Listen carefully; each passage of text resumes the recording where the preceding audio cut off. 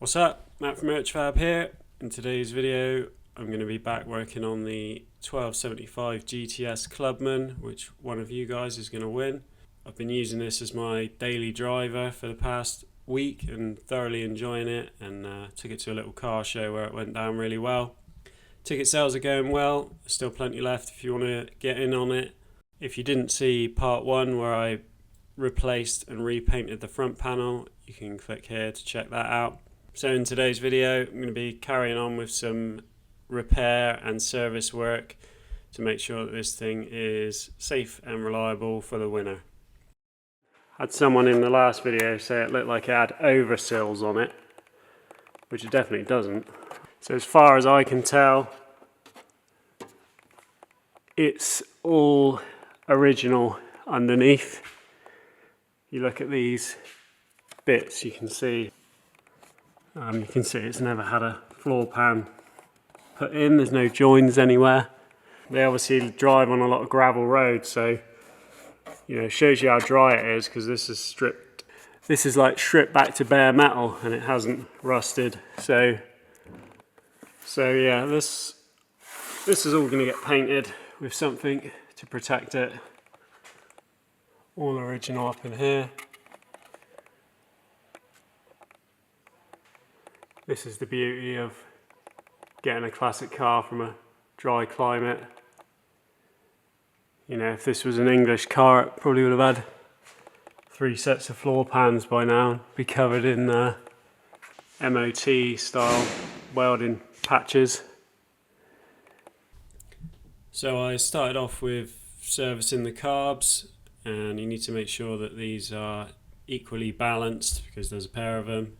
You can check these pots by just removing them and checking the resistance of how they fall when you slide them up and down, and if there's any sort of imbalance, then you need to sort that out. And you can see one of them does slide a bit freer than the other one, so I stripped them apart and polished everything on the inside and all the sliding surfaces to just even them up and get them so that they slid about at the same speed.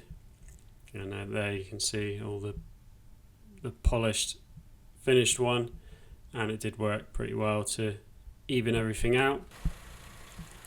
Once that's done, you've got to balance them using a carb balancing tool, which you can see there. It's really easy to balance them at idle. You've just got a screw on each carb and you can just even them up, but then you've got a linkage bar that you have to balance and adjust to make sure that it opens each throttle blade at exactly the same time and the same amount, so that as you open the throttle it stays balanced as you're accelerating off of idle. And that took quite a lot of fiddling around to actually get that to get that balanced, but once it made a significant difference to how their engine picked up from idle, so that was well worth doing. Next up, it's time to do the tappet clearances, which are worth checking when you're doing a service. This has got a Cooper S spec cylinder head, which has bigger valves, double valve springs, and the 11 studs. And to check or adjust these, the easiest way is to jack up one of the front wheels, put the car in gear, and then just rotate the wheel, because it's difficult to get anything on the crank pulley nut to turn the engine over. A couple of ways of doing this: you can sort of use the mirror technique. If you draw a line down the center of the cylinder head, then whichever valve is down on the left side of the cylinder head between 1 and 4, the mirrored valve on the right side between 4 and 8 would be the one that you would adjust. Or you can use the rule of 9. So if number 2 was down, you would count 1, 2, go back to the start, 3, 4, 5, 6, 7, 8, 9, and number 9 would be the one you would adjust, and that would work the same for every valve. So they did need a bit of adjustment, and to adjust them you just free off the lock nut on the back and then tension them up or down with a screwdriver onto your feeler gauge, and you want to get it so that you've just got a slight bit of drag as you push the feeler gauge through, and then you just lock it off, and that's it. Simple as that. Different engines obviously have different specs for the clearances, so you need to check in your manual for your specific engine. Put a new gasket on there, which was quite difficult to get it to sit in the right place when you tighten it down, so I glued it onto the rocker cover with some gasket sealer, which just made the job a little bit easier. I went for a cork gasket for to keep it sort of original.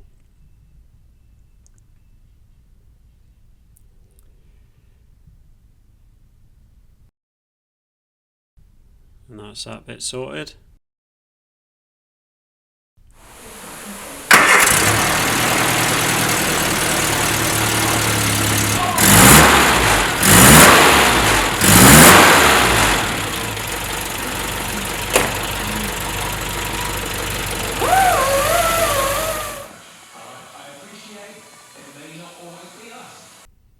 So once the engine was up to temperature, it's time for an oil change.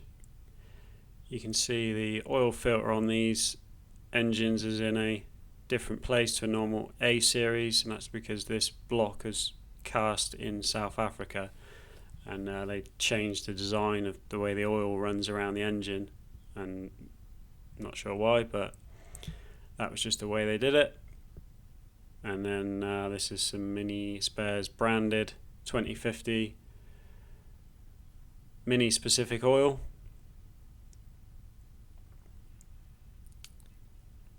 And that's that bit done.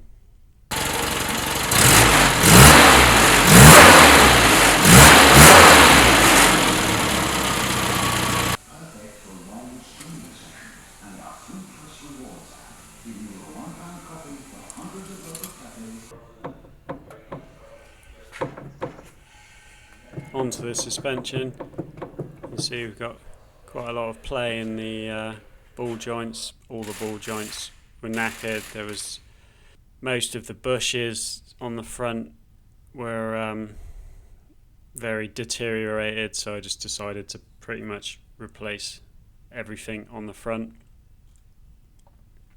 Someone had been in and done a bit of work and replaced the CV boot, but for whatever reason it had all been put back together with old worn out parts, and there wasn't even any grease in the CV boot that had been put on, so that's why it's always worth checking over other people's work if you have just bought an old car. But getting these apart is fairly straightforward. I had to clamp that ball joint down to be able to undo the bolt because it was just spinning in the bottom arm, just where the ball joint was so loose.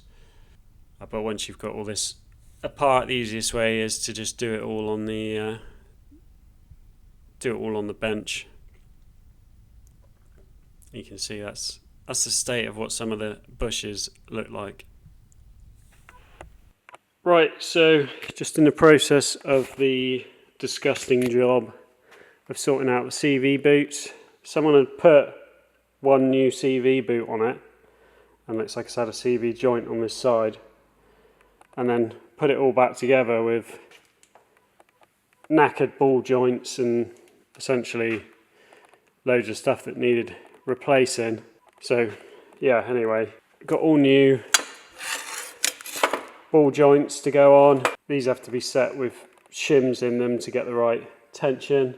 All new bushes for the front end, new flexi hoses for the front because they were looking a bit tired, and then the rear shocks are not great, so got a full set of KYB shocks front and back to go on there. Everything else on the back looks fine, it's just the front mainly.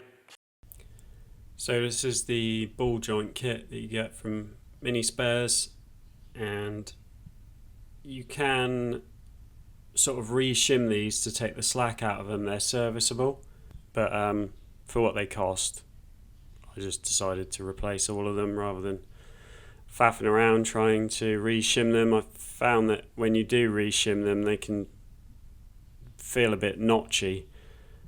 So yeah, they're cheap enough to just put new ones on, but you essentially come with these packs of different thickness shims, and then you use those to put an amount of preload onto the ball joint inside.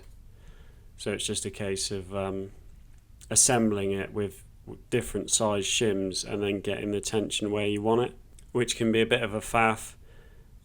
Takes a few goes, and you just want to get it so that it's tight but you can just about move it. So if you've ever, pulled around a brand new ball joint that you've bought, it should feel like that, as a guide of how tight to get it, and then you torque them down and keep adjusting it basically until you get it right. And then the idea is when they wear a bit, you can just take a shim out and readjust them and get them tight again. But yeah, fairly straightforward. Pump them full of grease, and then flatten that locking tab at the back over with a hammer, and it's ready to go. The top and the bottom are slightly different. There's a little spring that sits in the bottom one, but you can't get them wrong because you couldn't fit the spring into the wrong bit if you get what I mean. So it's really quite a straightforward job, and it's just a case of reassembling everything. I use a ball joint splitter to remove them, which can obviously damage the rubber seal that goes on top, but when you get the new kit, it comes with all new rubbers anyway, so nothing to worry about there. All the steering rack boots were split, so I replaced those and just greased everything up. Right, so we got new shocks, all new bushes on the inside there, new tie bar bushes, new flexi hose, upper and lower ball joints. Someone had already put a new rubbers in it and some high-lows, new boots on the steering rack. This side's got new CV boots on both sides, and then everything else the same. And yeah, brakes are bled, ready to go. So my guess is that's going to make a pretty significant difference to how it drives.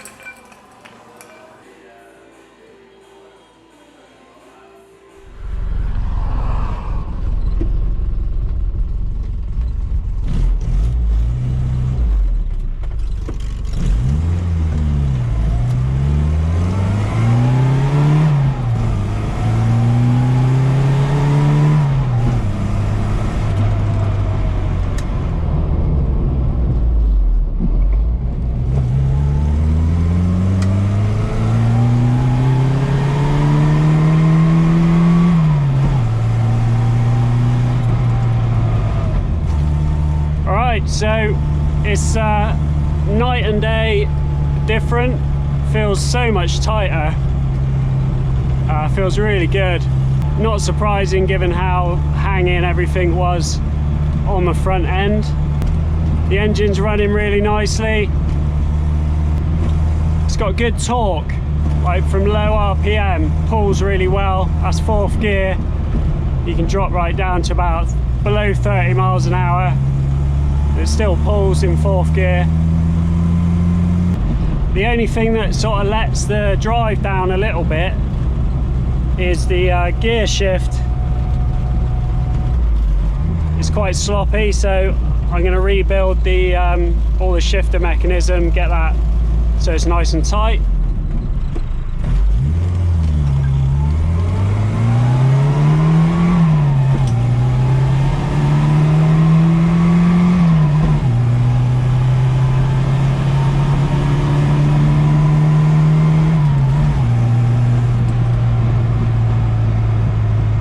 Goes like a rocket. Feels really good, drives straight as an arrow. The good thing about a Mini is that you can have a load of fun in it without even breaking the speed limit, because you feel like you're doing about 100 miles an hour when you're only doing 50.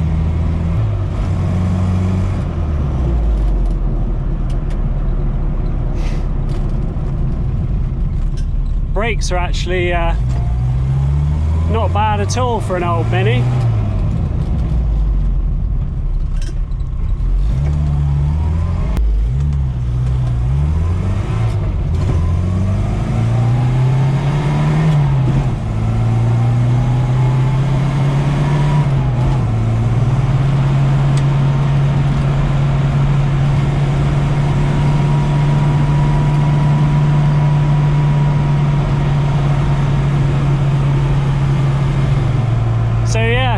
Ticket sales are going well.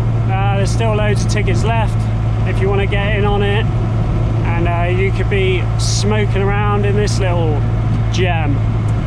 So I'm just going to take it somewhere now and get a few nice photos of it.